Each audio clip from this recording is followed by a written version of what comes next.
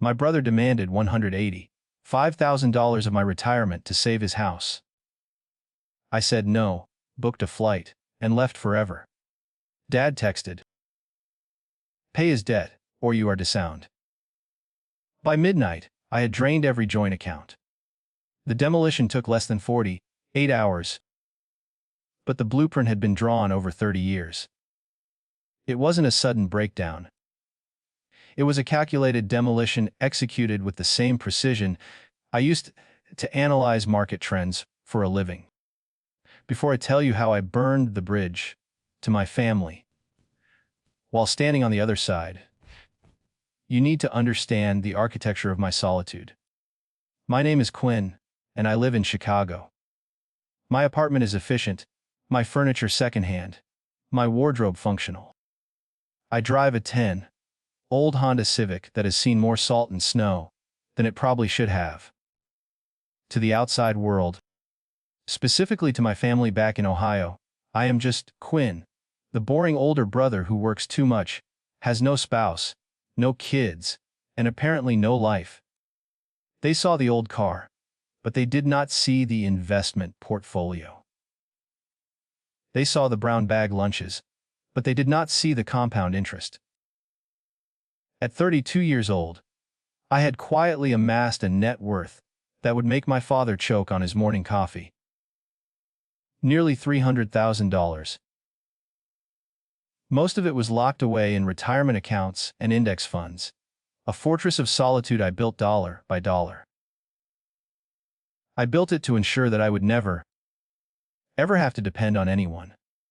Dependence, I learned young, is a trap. It is the invisible debt you can never repay. It was a Tuesday evening when the first crack in the fortress appeared. I was sitting at my kitchen table, reviewing a proposal for my company's London expansion. My boss had hinted that the senior analyst position was mine if I wanted it. I was debating it. London was far. London was expensive. But London was also 3,000 miles away from the people who shared my DNA. That distance was the real selling point. My phone vibrated against the table. The screen lit up with a photo of a golden retriever puppy. That was Ella's profile picture, not her actual dog, because my sister is allergic to responsibility. Below the puppy, the name Isla flashed with an ominous persistence. I stared at it. A call from Isla on a Tuesday meant one of three things. 1. She had broken up with Travis again. 2. She needed someone to co-sign something, because her credit score was lower than her age. Or 3. The most likely scenario, she needed money. My thumb hovered over the decline button. I knew I should let it go to voicemail. I knew that answering this call would cost me something. Maybe time, maybe sanity, maybe cash. But old habits die hard. The conditioning of 3 decades kicked in. I am the older brother. I am the responsible one. I am the safety net that catches them when they fall. Even though they are the ones who keep jumping off the cliff. I picked up the phone. That was my first mistake. "Hello," I said, keeping my voice flat. "Win. Oh my God, I am so glad you picked up." Ila's voice was high-pitched, breathless, a tone she reserved exclusively for when she wanted something. It was the vocal equivalent of a sugary glaze over a stale donut.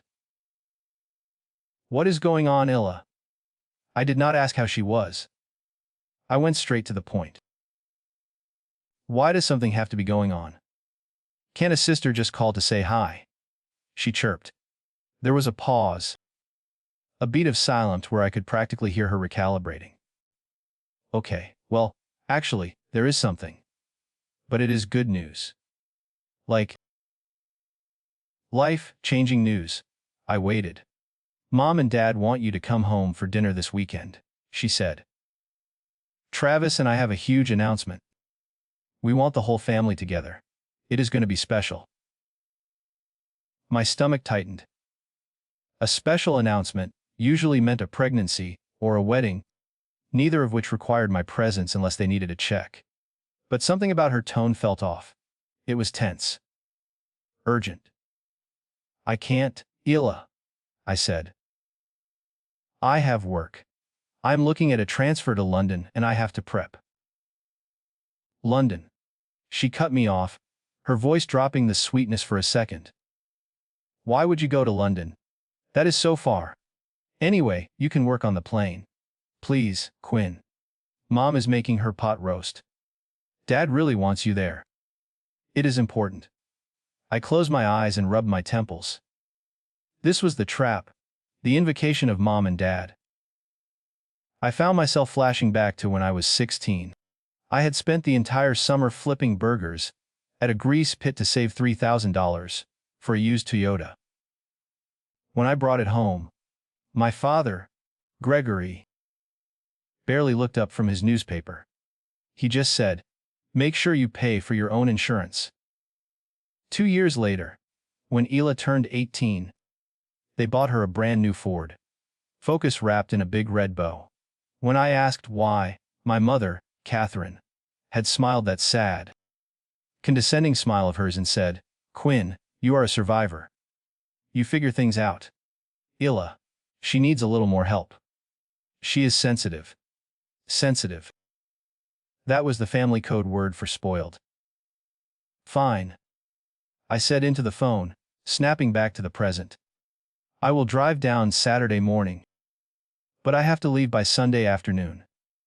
You're the best. Isla squealed. Seriously, Quinn, you won't regret it. This is going to solve everything. She hung up before I could ask what everything meant. I stared at my phone, a cold dread settling in my chest. Solve everything. I looked back at the London proposal on my laptop. The cursor blinked at me, a rhythmic pulse. I should have stayed in Chicago. I should have booked a flight to England right then and there. But I did not. I packed a bag, got into my high-mileage Honda, and drove 4 hours into the lion's den. The 4-hour drive to Ohio was a steady exercise in rationalizing dread. I told myself I was going for Mom's pot roast, but the real reason was the conditioned response. The need to contain the blast radius before Ella and Travis created a catastrophe I couldn't ignore. I pulled off the interstate and onto the familiar, tree-lined streets of my childhood neighborhood. The driveway of my family home was occupied by 2 cars. My parents' sensible sedan, and a flashy, leased sport utility vehicle that definitely belonged to Travis. Its wheels were polished, its paint the color of a cheap martini. I parked my high-mileage Honda on the street, making a conscious note of the distinct hierarchy of vehicles. When I walked inside, the house smelled of rosemary and roasted beef. It was a scent that used to mean safety. But now, filtered through the lens of my financial anxiety, it smelled only of obligation.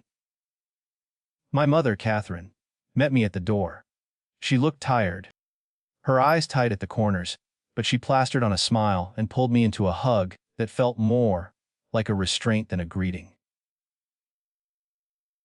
"You look thin, Quinn," she said, pulling back to inspect me. "Are you eating, or are you just hoarding your money like a dragon?" She laughed, but there was no humor in it. It was a dig. It was always a dig. "I'm fine, Mom," I said, stepping past her. In the living room, my father, Gregory, was sitting in his recliner, watching golf. He nodded at me. "Hey, kid." Isla and Travis were on the sofa holding hands. They were vibrating with an energy that was half excitement, half panic. Allah was wearing a designer dress I knew cost at least $300, and Travis was sporting a watch that was definitely not within his budget. My internal alarm bells went from a low hum to a deafening siren. We sat down to dinner. The table was set with the good china, slept, the gold-rimmed plates usually reserved for Thanksgiving or Christmas. Nobody brings out the gold-rimmed plates for a casual Saturday unless they are selling something. So? Hila said, halfway through the meal, disregarding her half-eaten potatoes. I know you are all wondering why we gathered you here. I wasn't wondering. I was dreading. Travis cleared his throat. He was a smooth talker, a guy who peaked in high school, and had been trying to chase that high ever since. He leaned forward, resting his elbows on the table. You guys know we have been looking for a forever home, he started. A place to raise a family, a place that reflects who we are. He paused for effect, catching Hila's shining gaze. Well, we found it. He pulled out his phone and swiped to a photo, holding it up for us to see. It was a sprawling colonial with pillars and a massive front lawn. It looked expensive. It looked like a house for a lawyer or a doctor, not a part-time receptionist, and a guy who sold solar panels on commission. It is in Oak Creek, Hila said, her eyes shining. 4 bedrooms, granite kitchen, a sunroom. It is perfect. We put down a deposit. $20,000. I choked on my water. $20,000. Where did you get $20,000? I asked. Travis waved his hand dismissively. We scraped it together. Savings. A little help from friends. But here is the thing. The bank. They are being difficult. Difficult how? My father asked, his fork pausing halfway to his mouth. He was the only one at the table who seemed genuinely surprised, or perhaps simply less informed than the rest. They are saying our debt-to-income ratio is slightly off, Travis said, minimizing the issue. It is a paperwork thing, really. But the sellers are impatient. If we don't close by next Friday, we lose the house, and we lose the deposit. The room went silent. I saw my mother look at my father. I saw Hila look at me. We need a bridge, Hila said softly. Just to get the mortgage approved. We need to show more liquidity. We need to make a larger down payment to bypass the ratio issue. How much? I asked. My voice was ice cold, flat, betraying no emotion. Hila took a deep breath, and the number hung in the air like a guillotine blade. $185,000. $185,000, I repeated. You want $185,000. It is not a gift. Travis interjected quickly, a rehearsed rebuttal. It is an investment in family. Once we get the house and refinance in a year or two, we will pay it back with interest. I looked at my parents. They were not shocked. They were staring at their plates. They knew. They already knew before I walked in the door. This was not an announcement. It was an ambush. I placed my silverware down on the china plate with a deliberate clink. I looked at Hila. Really looked at her.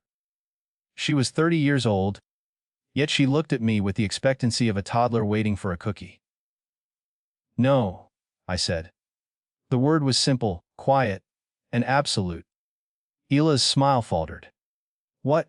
I said. No, I repeated, louder this time.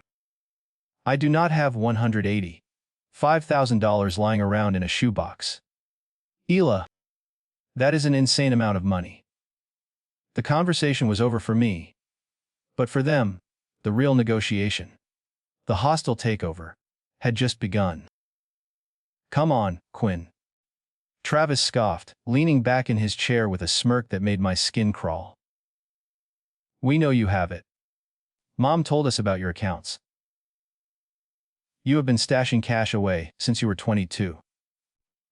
You drive that piece of junk car. You live in a tiny apartment. You are sitting on a gold mine. My head snapped toward my mother. You discussed my finances with them. Catherine flushed pink. We are a family. Quinn. We do not keep secrets. Hila and Travis are in a bind. They are going to lose their deposit. $20,000 gone. Can you imagine? That sounds like a personal problem. I said, my voice rising. You guys gambled with money you could not afford on a house you clearly cannot afford. It is not gambling. Hila shouted, tears instantly springing to her eyes. The performance was instantaneous, calculated to appeal to my parents' sympathy. It is our dream. Why are you so jealous? Just because you are alone and miserable does not mean you have to sabotage my happiness. Jealous. I laughed. A harsh, dry sound. I am not jealous, Hila. I am solvent. There is a difference. That money you are talking about, that is my retirement. That is my freedom. That is 10 years of working 60-hour weeks while you were backpacking through Europe on Dad's credit card. Quinn. My father boomed. His voice was deep, the voice of authority that used to make me freeze as a child. That is enough. Watch your tone with your sister. I stood up, Pete pushing my chair back sharply. I am not giving them the money, Dad. Not a dime. If they want a house, they can buy one they can afford. Or maybe they can rent like the rest of the world. Hila was sobbing now, full theatrical heaving sobs into Travis's shoulder. Travis glared at me. You are selfish. You know that. You have all this money doing nothing, just sitting there, while your own flesh and blood is struggling to build a life. It is not doing nothing, I said, grabbing my purse. It is compounding. I turned to leave. Sit down, Quinn, my father commanded. We are not finished. I turned back at the doorway. Yes, we are. I came for dinner. I did not come to be robbed. I walked out the front door. I expected someone to chase me. I expected my mom to run out and apologize. But as I marched to my car, the only sound I heard was the muffled shouting from inside the house. They were already arguing about what to do next. I got into my Honda, my hands shaking so hard I could barely put the key in the ignition. I drove away. I did not go back to Chicago immediately. I pulled into a gas station, parking lot 3 miles away, and just sat there, breathing in the smell of gasoline and stale coffee, trying to stop my heart from hammering against my ribs. $185,000. They did not ask, they demanded. They felt entitled to the sweat off my back. And as I sat there under the flickering fluorescent lights of the gas station canopy, I realized something terrifying. They were not going to stop at no. They were desperate, and desperate people are dangerous. Sunday morning in Chicago was usually my sanctuary. Coffee, a book, silence. But this Sunday, the silence felt heavy, charged with the static of the night before. I had driven back late, arriving at 2 o'clock in the morning, fueled by adrenaline and rage. At 9 o'clock in the morning, the siege began. My mother called. I watched the phone ring 3 times before answering. I knew I had to set boundaries, but ignoring her would only make her escalate to calling the police for a welfare check, a tactic she had used once when I did not return a text for 6 hours. Hello, Mom, I said. Quinn. Her voice was thick, wet. She had been crying. I did not sleep a wink last night. I just lay there staring at the ceiling, wondering where I went wrong. Here we go. The guilt trip. The weapon of choice for Catherine Carver. Mom, I am not having this conversation, I said firmly. I thought I raised you to be kind, she continued, ignoring me. I thought I raised you to value family above money. Hila is distraught. She is sick to her stomach. She is throwing up, Quinn. She is so stressed about losing this house. She should not have put a deposit down on a house she could not pay for, I said. That is not my fault. It is just a loan. Mom wailed. A bridge loan. They will pay you back. Why do you have to be so cruel? Do you hate your sister? I closed my eyes. A memory forced its way to the surface. I was 12. I had found a stray dog. A scruffy terrier mix I named Barnaby. I fed him, walked him, slept with him for 2 years. He was my only friend. Then, Ela turned 10 and decided she was slightly allergic because her eyes itched. Without telling me, my parents took Barnaby to the pound while I was at school. When I came home and cried, my mother had hugged me and said, "Do not be selfish, Quinn. Your sister's health comes first. You have to sacrifice for the people you love." That was the lesson. I sacrifice. Ela receives. I do not hate her. "Mom," I said, my voice trembling slightly. "But I love myself enough not to set my future on fire to keep her warm." "You are cold," she whispered. "Money has made you cold. If you do not help them, do not bother coming for Christmas. I can't look at you right now." The line went dead. I sat on my couch, the phantom weight of a dog I lost 20 years ago pressing on my chest. She did not ask if I was okay. She did not ask how my drive was. I was just the automatic teller machine that had malfunctioned. By noon, the tactics shifted from maternal guilt to masculine aggression. My phone pinged with a text from Travis. "You need to rethink this, Quinn." Seriously. I did not reply. 10 minutes later. "We know you have the money. We know about the Vanguard accounts. Don't make us get legal involved." I laughed out loud in my empty apartment. Legal? What were they going to sue me for? Being frugal. But then the tone changed. "It would be a shame if your company found out about some of your creative accounting. I know people." Quinn. I can make noise. I stared at the screen. Creative accounting. My tax returns were filed by a certified public accountant with the precision of a surgeon. I paid every cent I owed. But the threat was not about truth. It was about reputation. Travis was implying he would try to ruin my career with rumors.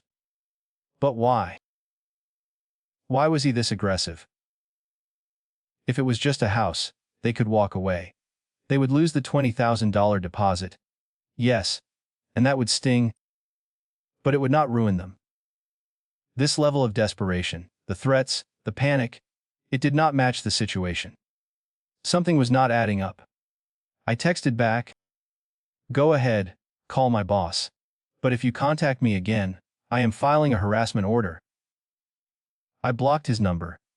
But the anxiety was starting to gnaw at me. I was dealing with cornered animals. Tuesday evening, 2 days after the disastrous dinner, I came home from work exhausted. My plan was simple. Order Thai food, review the finalized London transfer papers, and finally send that email accepting the job. I needed distance, oceans of it, between myself and the state of Ohio. I unlocked my apartment door and froze. The lights were on. Sitting on my second-hand beige sofa were my parents and Isla. They had let themselves in. I stood in the doorway, my keys clutched in my palms so hard it hurt. The sudden, invasive silence in the room was more shocking than any shouting could have been. The air felt thick, stolen. "How did you get in here?" My voice was low, shaky, fueled by disbelief and a profound sense of violation. My mother stood up, smoothing her skirt. "You gave me a spare key last year, remember? For emergencies." "This is not an emergency," I yelled, finally throwing my work bag onto the floor. Get out! Get out of my apartment!" "Quinn. Please." She looked terrible. Her eyes were puffy, her hair unwashed. She looked less like a glamorous influencer and more like a nervous wreck. "We just want to talk. We want to compromise." "There is no compromise," I shouted, stepping fully into the room. "You people are insane! You break into my home. We're doing an intervention," my father said, standing up from the sofa. He looked smaller in my apartment than he did in his own house. but his voice was trying to fill the space with his usual manufactured authority. You are hoarding wealth, Quinn. It is a sickness. You live like a pauper when you could be helping your family. We are here to help you let go.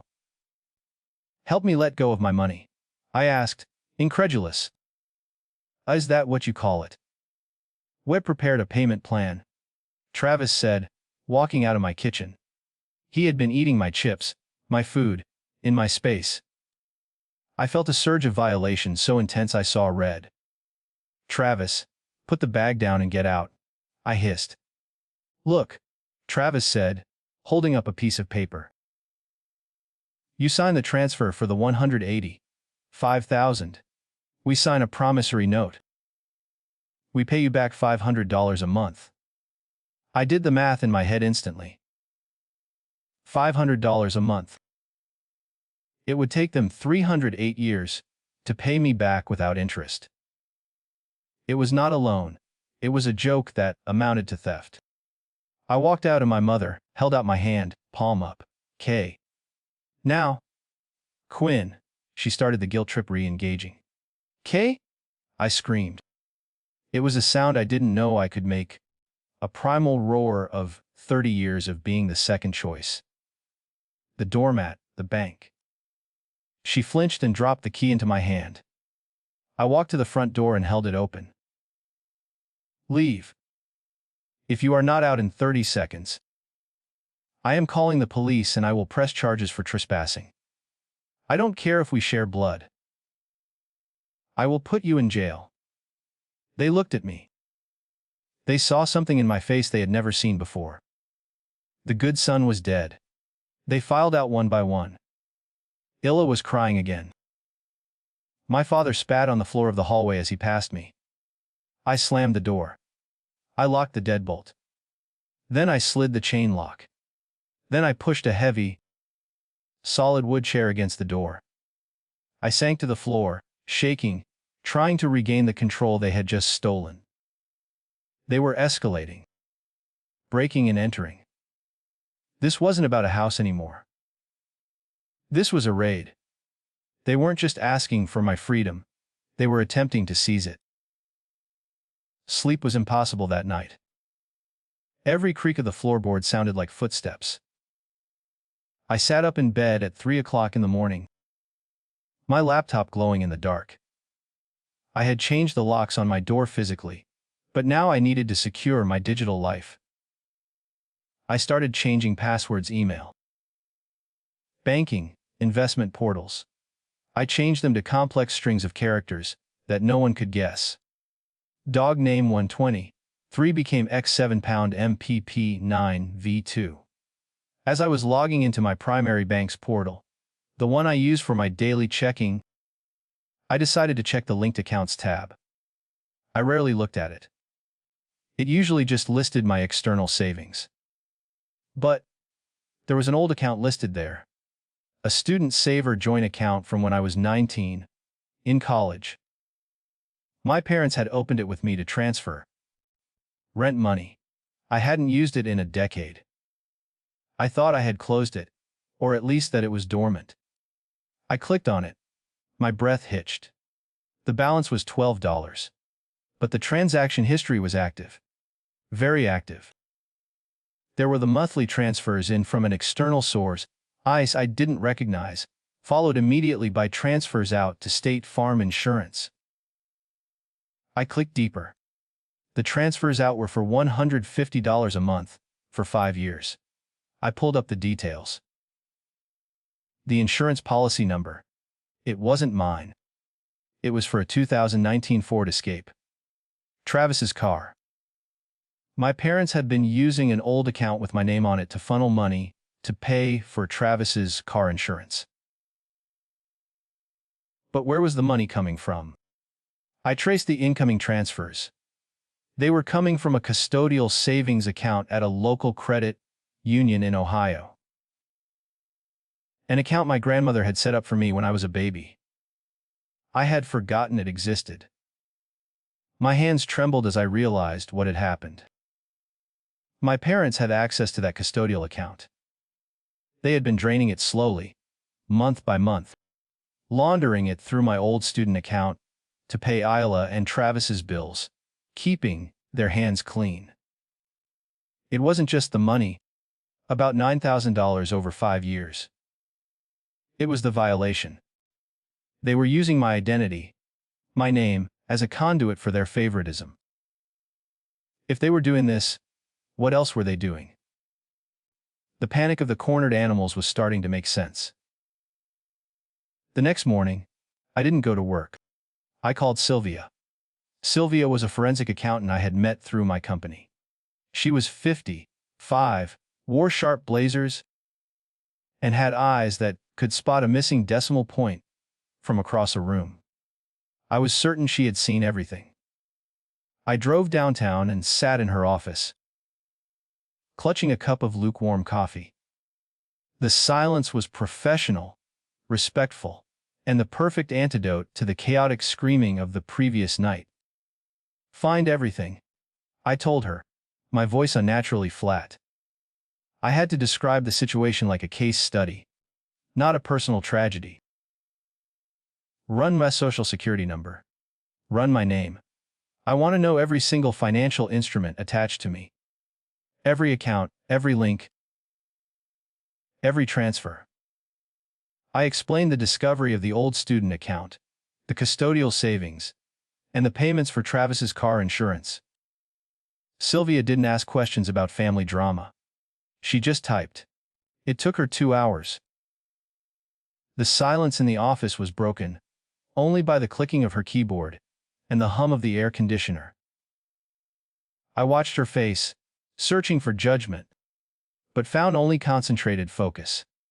"Okay, Quinn," Sylvia said finally, turning her monitor toward me. "Here is the landscape." She pointed to a line item that glowed starkly against the dark screen. "You have a credit card with Chase. Opened 3 years ago.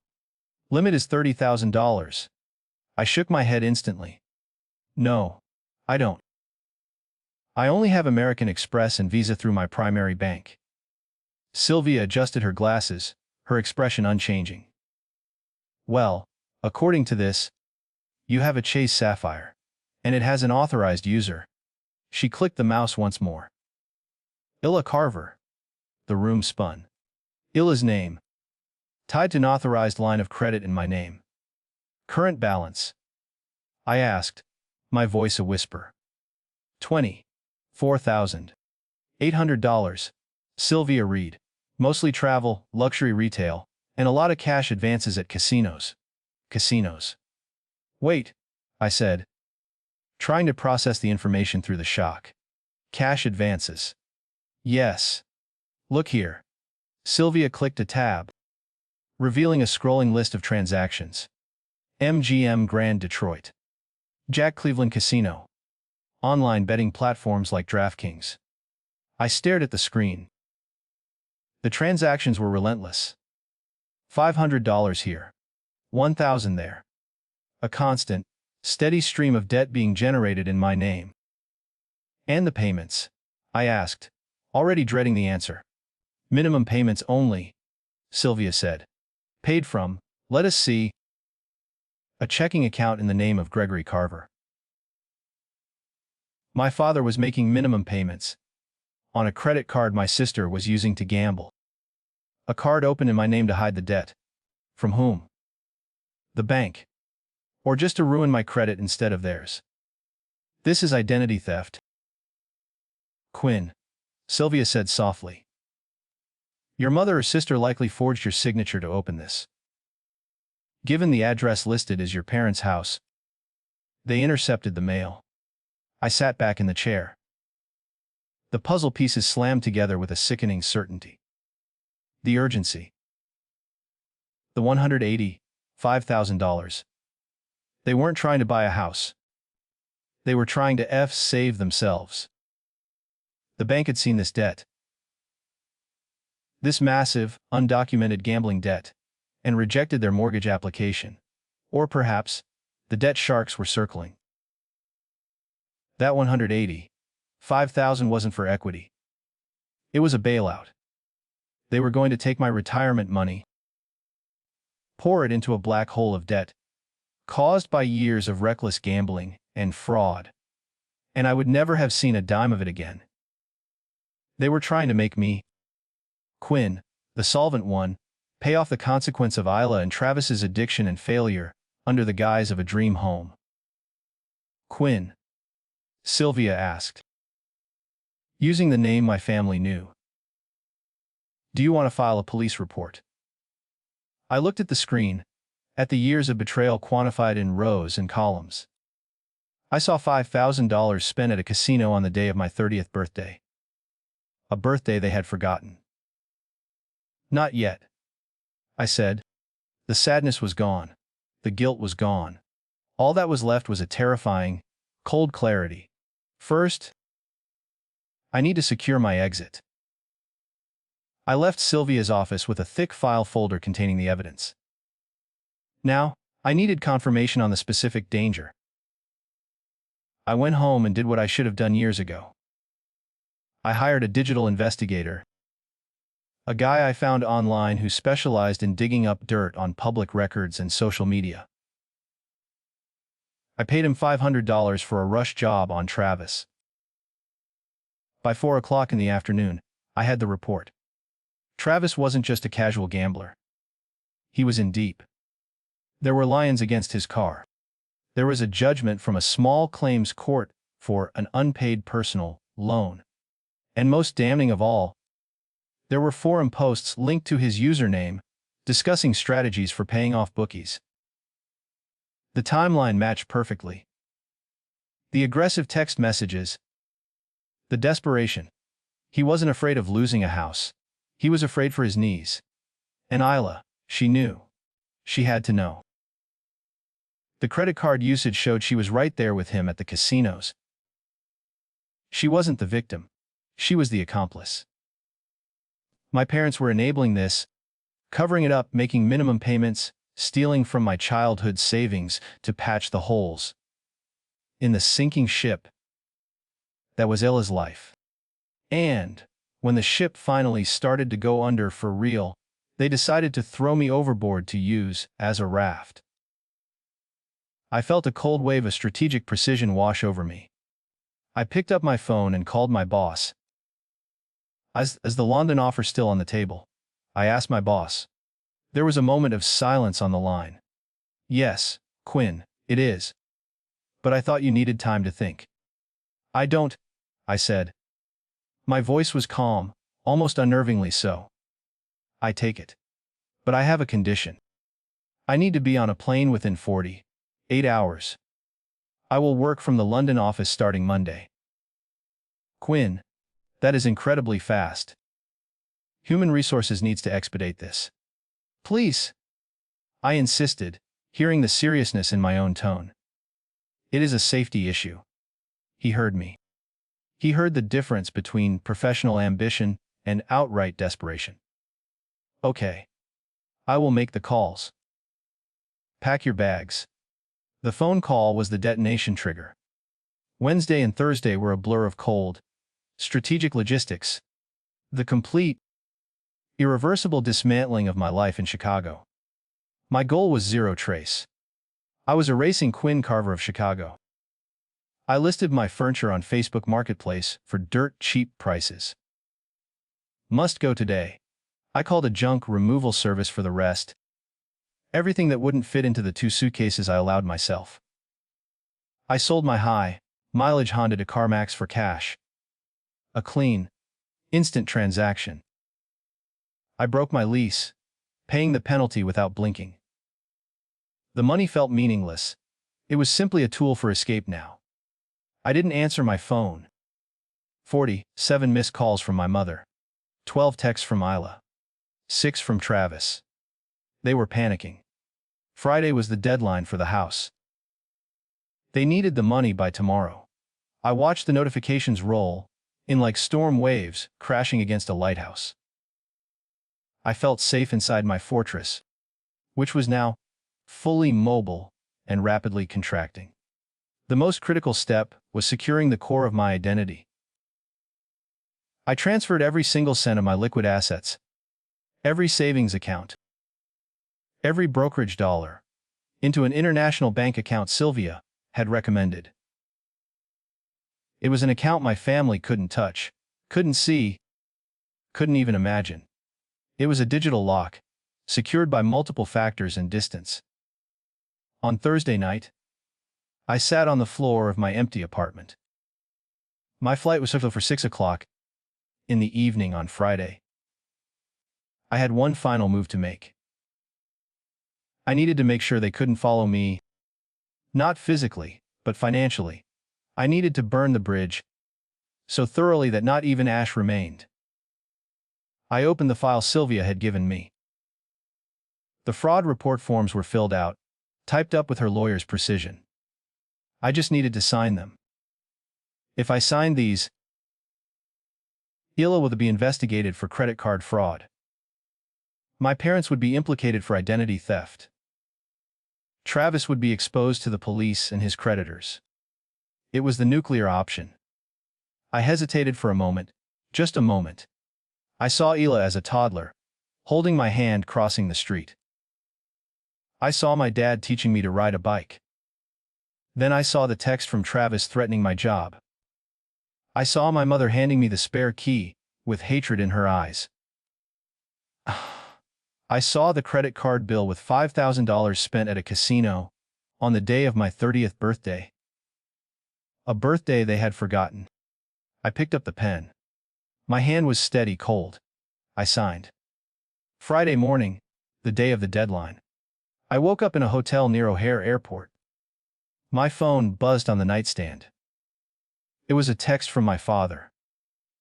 It was 8 o'clock in the morning. He must have been up all night. I opened the message. Quinn, this is your last chance. Transfer the $185,000 to the routing number below by 5 o'clock in the afternoon today. If you do not, you are no longer my son. I will write you out of the will. You will be dead to us. Do the right thing. I stared at the screen. Write me out of the will. It was laughable. They had nothing to leave me but debt and bad habits. But the phrase, you will be dead to us, struck a chord. It was what they wanted. Really. They didn't want a son, they wanted a resource. If the resource wouldn't yield, it was useless to them. I didn't reply. I didn't need to. I had already done the right thing. I showered, dressed in my travel clothes, and checked out of the hotel. I took an Uber to the nearest Chase Bank branch. I had an appointment at 9 o'clock in the morning. The high stakes were clear. I was about to trade my identity as the good, compliant sum for the identity of the person who put his family in legal jeopardy. The risk was enormous. The possibility of immense emotional fallout, of legal retaliation, of being utterly and completely alone. But the alternative was professional and financial ruin. I sat across from the branch manager, a woman named Mrs. Higgins. She looked concerned as I laid out the documents Sylvia had prepared. I am reporting unauthorized activity on a credit card opened in my name, I said clearly. I am also reporting fraudulent transfers from a custodial account. Mrs. Higgins looked at the names on the list. These are family members. Yes, I said. My sister, Ela Carver, and my parents, Gregory and Catherine Carver. I did not authorize any of this. I want to press charges. I watched her face as she processed the words. She understood the weight of that statement. I want the card frozen immediately. I continued, not letting the silence linger. And I want an investigation launched. Mrs. Higgins nodded slowly. Once we file this, Mr. Carver, it triggers an automatic police referral because of the amount. It's over $25,000. This is a felony-level fraud. I know, I said. File it. She typed into her computer. The clicking of the keys was the sound of a guillotine dropping. It took 10 minutes. the longest 10 minutes of my life, as the legal reality of my choice was hammered home with every keystroke. I was severing the bond of blood with the cold efficiency of a corporate merger dissolution. "Okay," she said, looking up. "The card is frozen. The fraud alert is active. Any attempt to use this card will be declined. The credit bureaus will be notified within the hour. The police referral is being automatically generated to the jurisdictions involved." "Thank you," I said. I walked out of the bank and into the cold Chicago morning. It was done.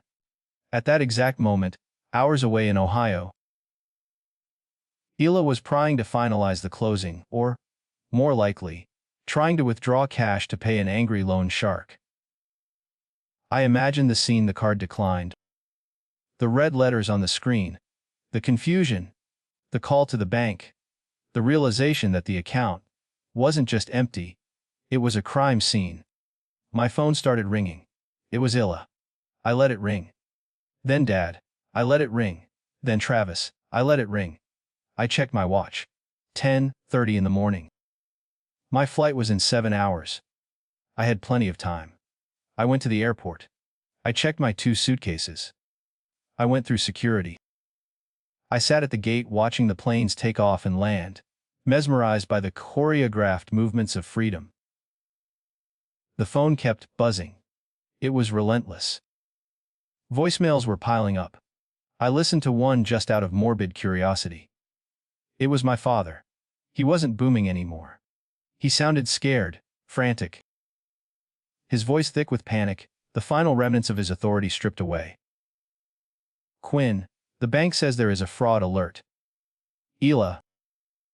The police are asking questions. You have to call them. Tell them it was a mistake. Tell them you gave her permission. Quinn, pick up the phone. You are gonna ruin her." I deleted the voicemail. I wasn't ruining her. I was letting her experience consequences for the first time in her life. I was simply stepping out of the way and letting gravity take over. Boarding began at 5:15 in the afternoon. I stood in line, holding my passport. My thumb hovered over the group chat, the one named Carver family. That usually consisted of Hila posting memes and Mom asking what time I would be home for holidays. I decided to send one final message. I needed them to know. I didn't want them to think I had disappeared. I wanted them to know I had escaped, and why. The silence I had planned to leave felt like a disservice to the truth. They deserved to know the anchor had been cut. I typed carefully. I saw the credit card statements. I saw the gambling debts. I saw the transfers from my student account. I went to the bank this morning and reported it all as fraud. The police will be in touch. I chose that don't come back option you gave me, Dad.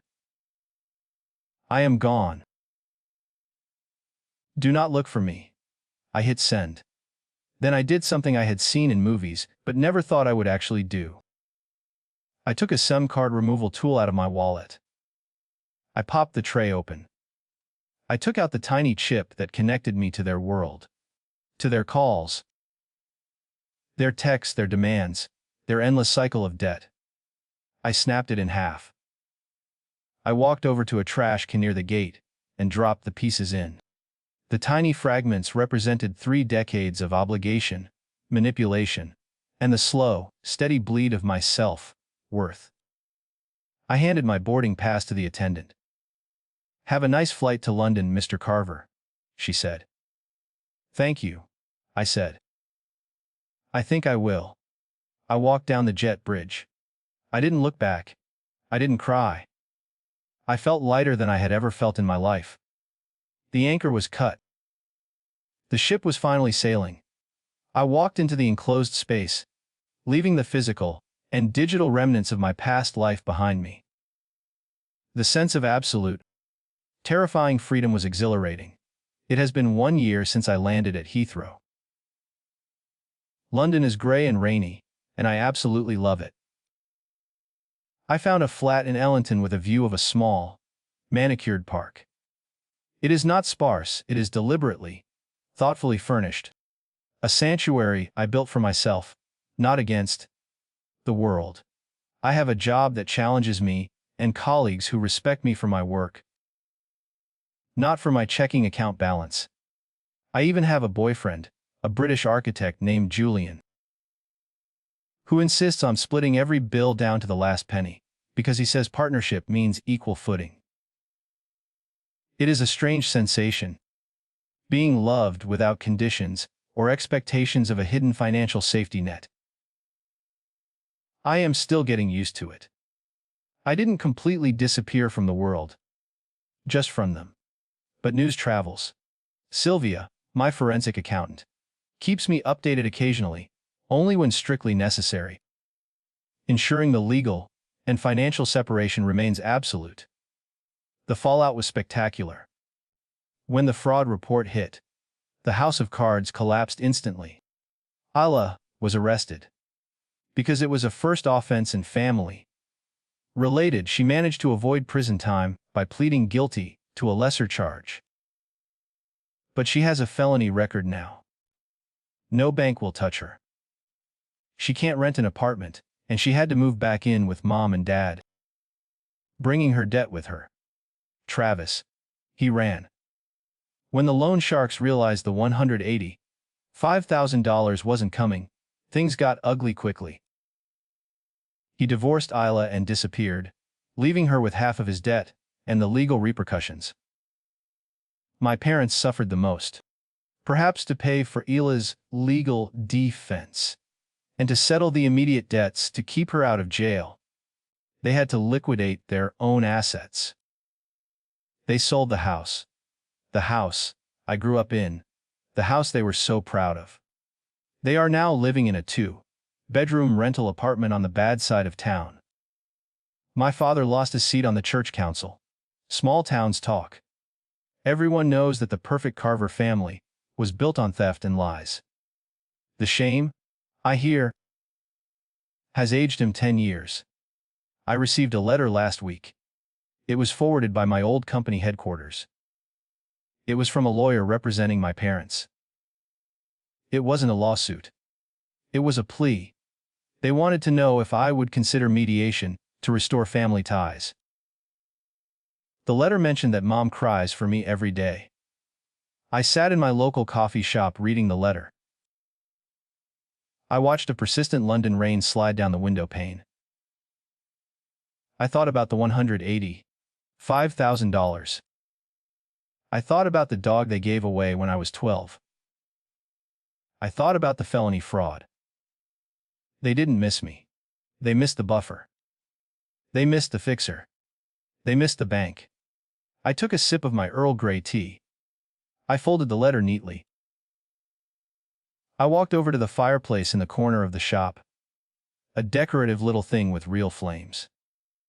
I tossed the letter in. I watched a paper curl and blacken, the words turning to ash. Was I wrong? That is the question that sometimes whispers to me at night.